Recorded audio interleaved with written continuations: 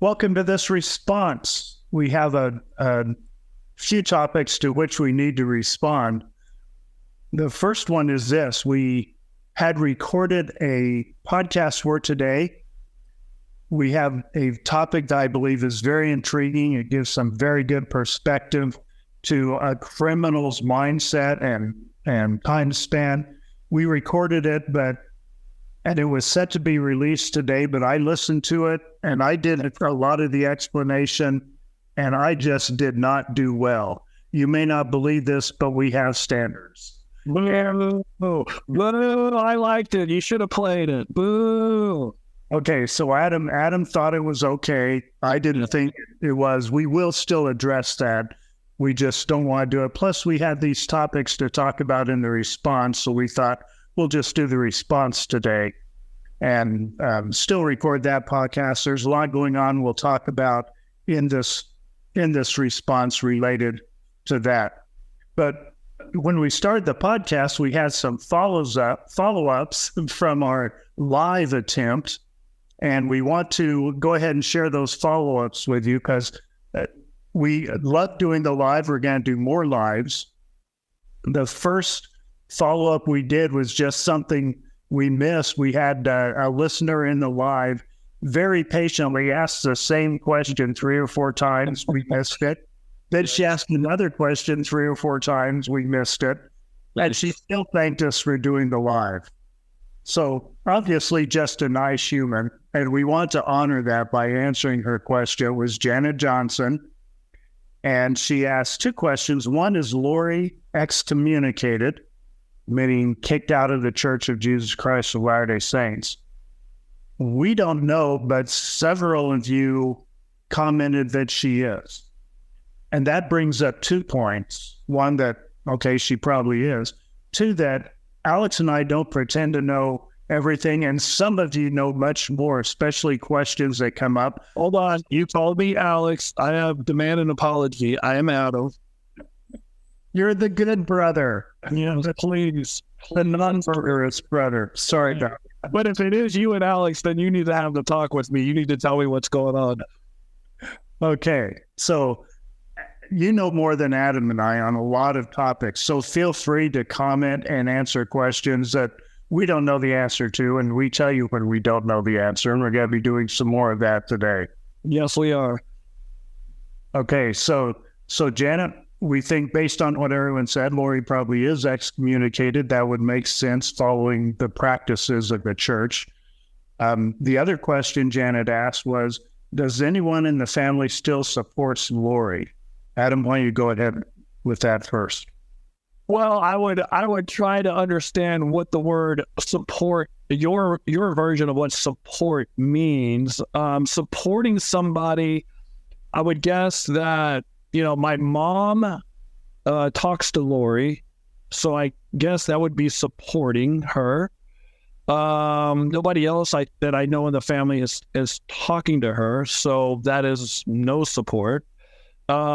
If it means does support mean forgive? I don't know who's forgiven her, who hasn't forgiven her. I don't think anybody's giving her any money.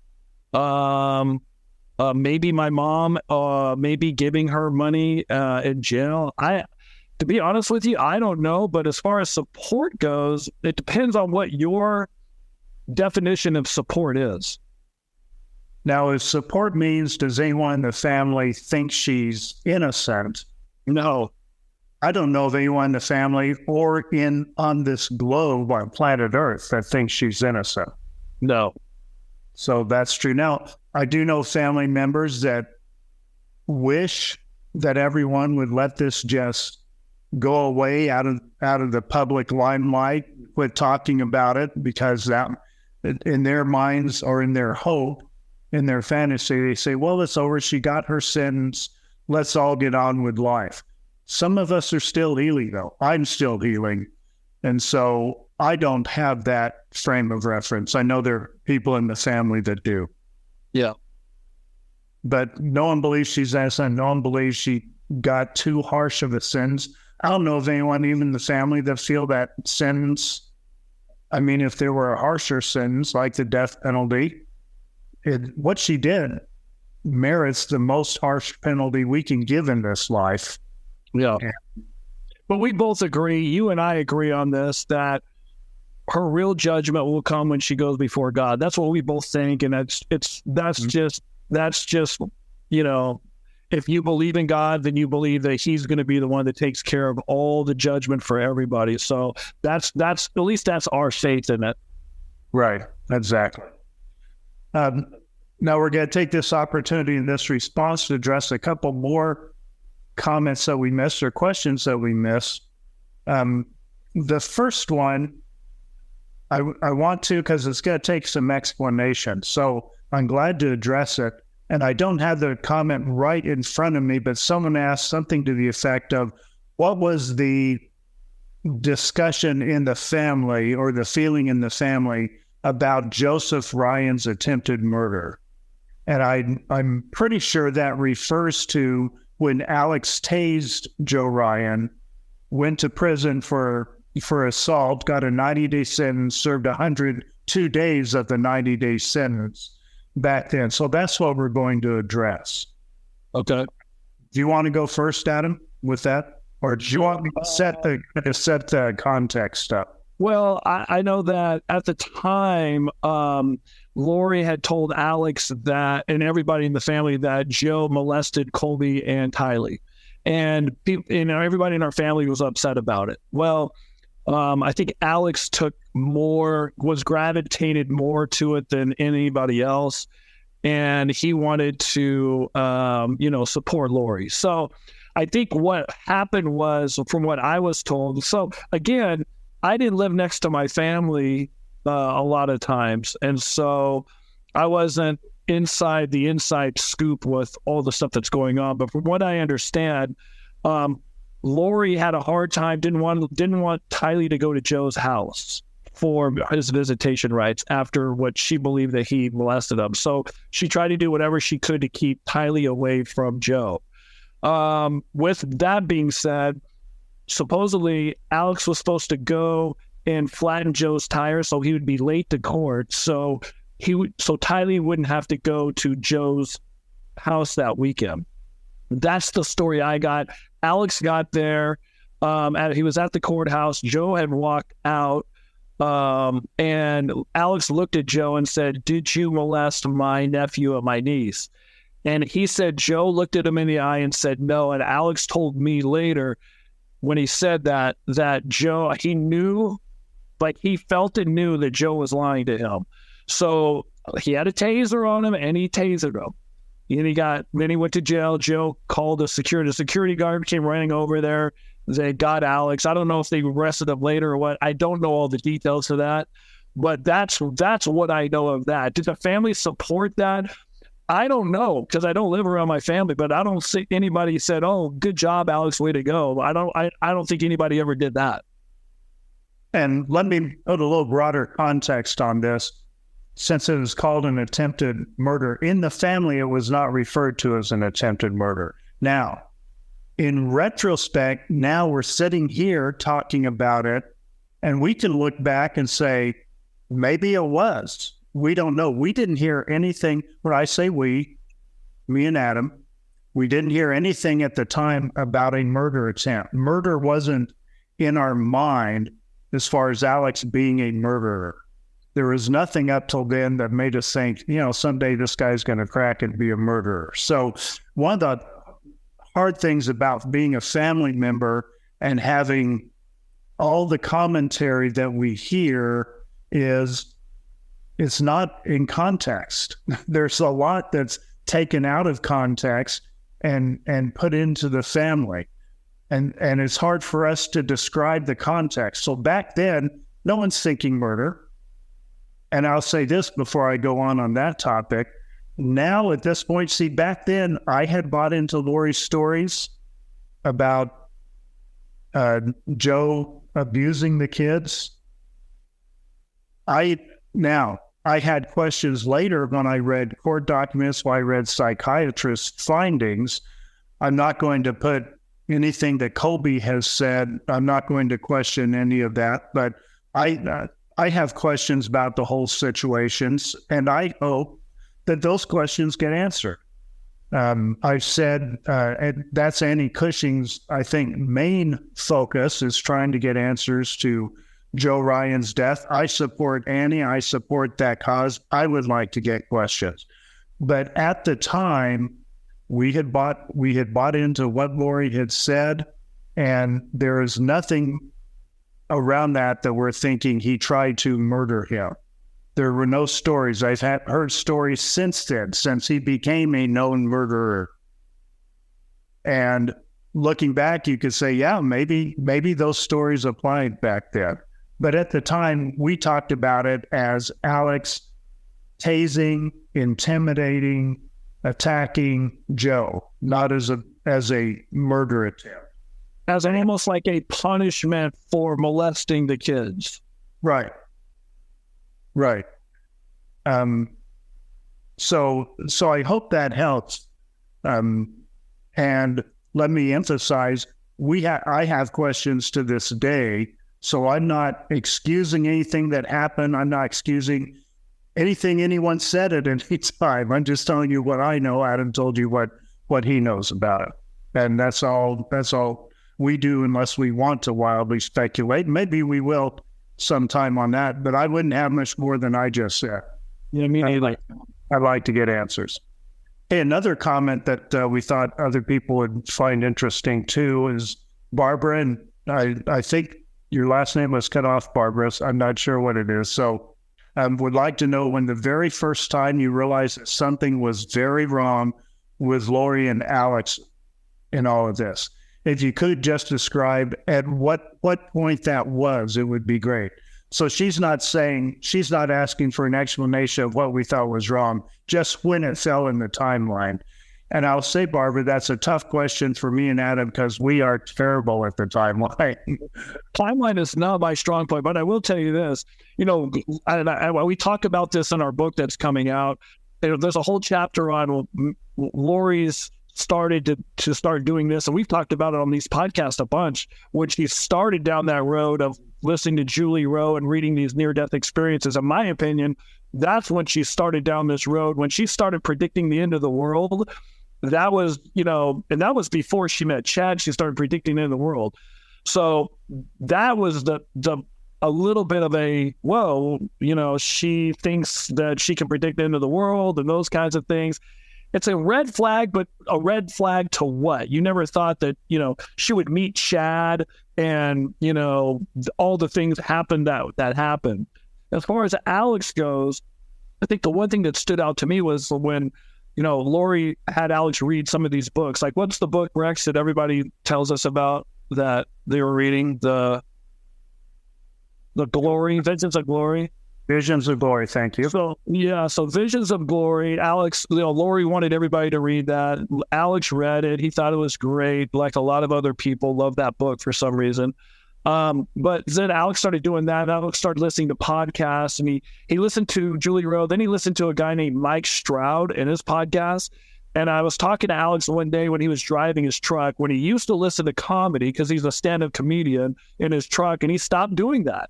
And I said, what are you doing? He goes, I'm listening to these podcasts. I said, what podcast? He goes, Mike Stroud. He goes, I felt the Holy Ghost more listening to his podcast than I have ever going to church. And I was like, what?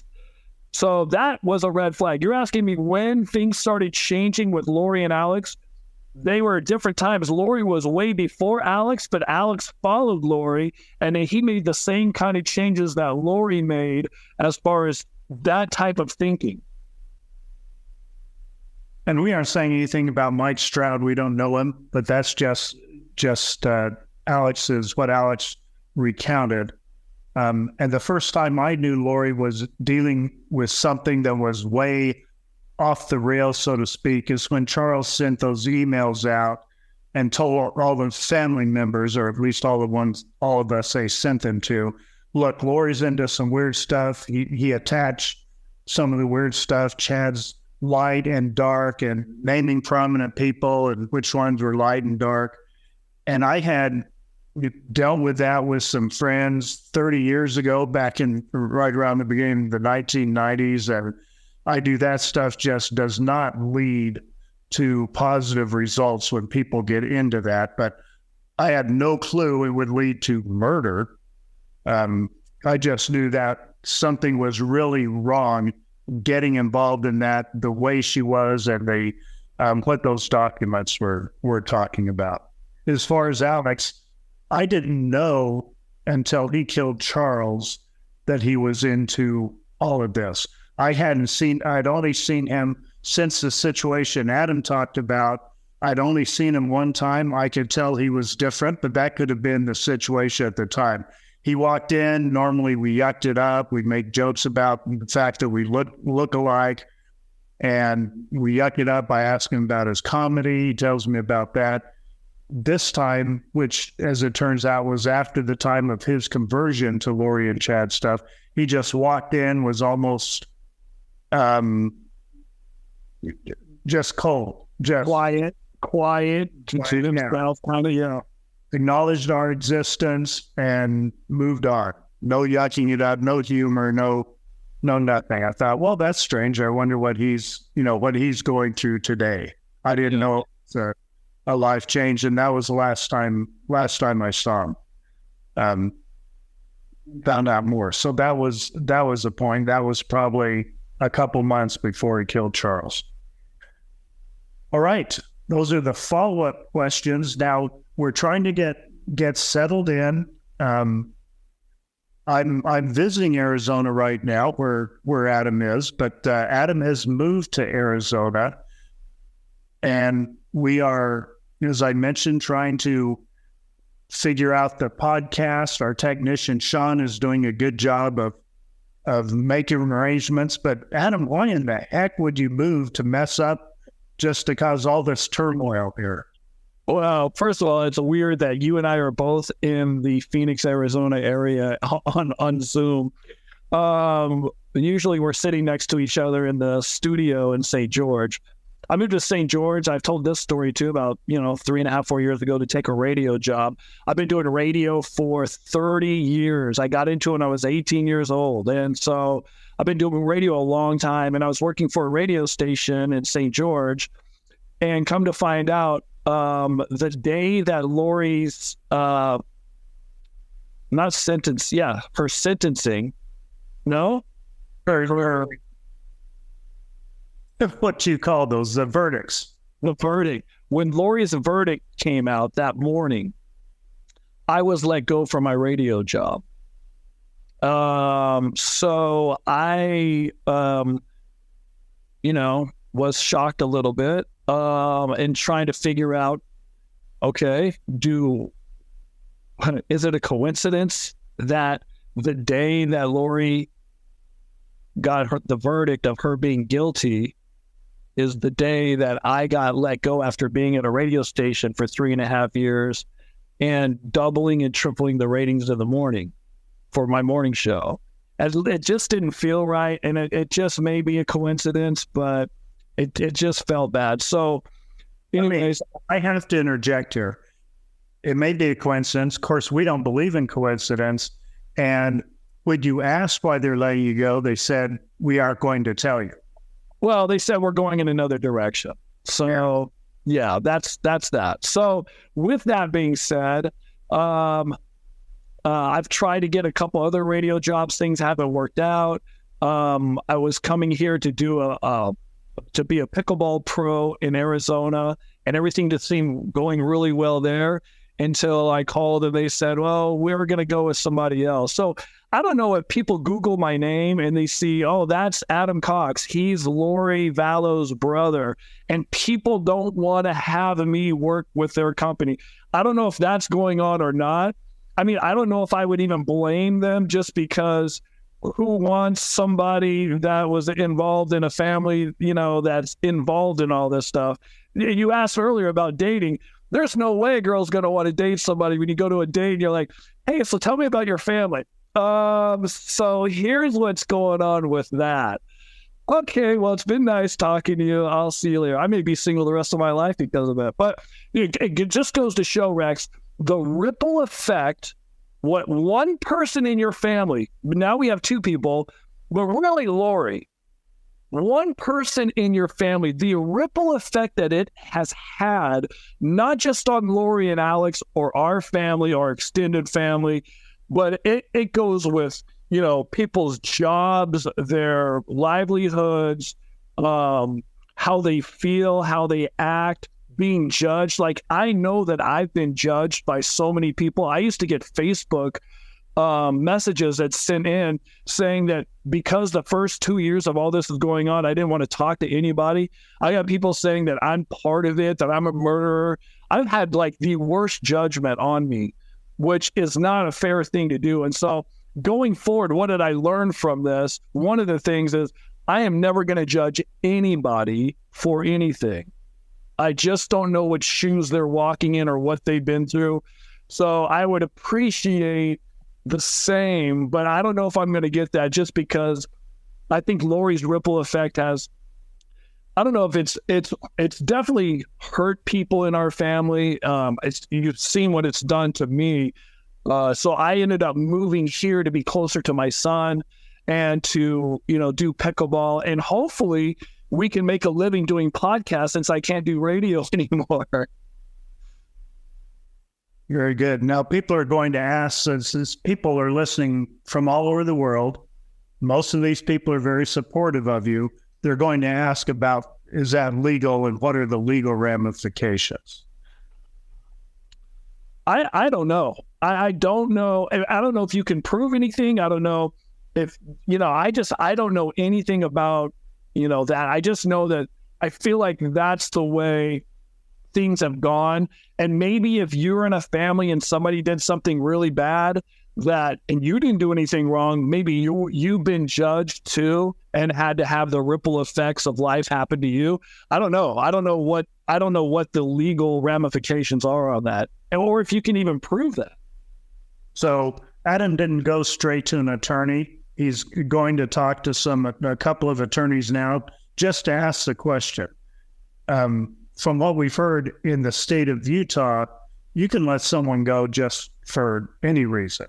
Okay, so we are not coming out and trying to do legal battle here in our podcast, but we thought it was time for people to know.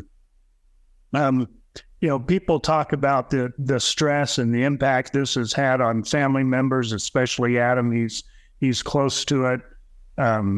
So close to it, but also the rest of the stress Adam is carrying too has a lot to do with that. And so we'll just continue on. We'll keep you posted. We don't have anything more than that. Maybe after he talks to attorneys, we'll say, hey, here's the legal side of that. He's not saying he's got to take legal action. It could happen, but that's not the plan right now. So more to come on that one. Is that a good way to say it, Adam? Yeah, we'll see what happens. But again, the thing that I learned from going through this is judging people is really it's a hard thing not to do because we're all judgmental. Mm-hmm. But thinking about next time you judge somebody that you don't know a lot about their life or what's happening, just keep that in mind. Very good. And I'm not great, but I try not to judge. And for me, it's just a matter of old age. At my age, you have limited time and energy, and I try to spend my energy with the people that are important to me and playing basketball. Not a lot of energy left for judgment of other people. So for whatever reason you choose to not judge people, it's probably going to be a benefit. At least it is for me when the times I'm successful at not judging. At doing that, yeah. That's all we have for this response. Stay tuned. We are so excited about upcoming podcasts we have. My therapist is going to come on, not to talk about me. Can we do a live therapy between you and your therapist? I would love to be a fly on the wall to just listen to it. I think he has a motive like my girls do. I think his motive is just to make me cry. And, there's probably something healing in that. So I try to make him cry too. But anyway, we aren't talking about all that stuff, but he has some great perspective. he's not trying to talk about Lori and Chad. He's not their therapist, but he has some great perspective in helping us understand things. So we'll hear from him. We're going to do more lives. We have some special guests that we've lined up. We've told you who we can't talk about until the trials go, but we still have a lot of good things. So please stay with us. Thanks for citing. It's Lauren. Citing. It's Lauren. Citing. It's Lauren.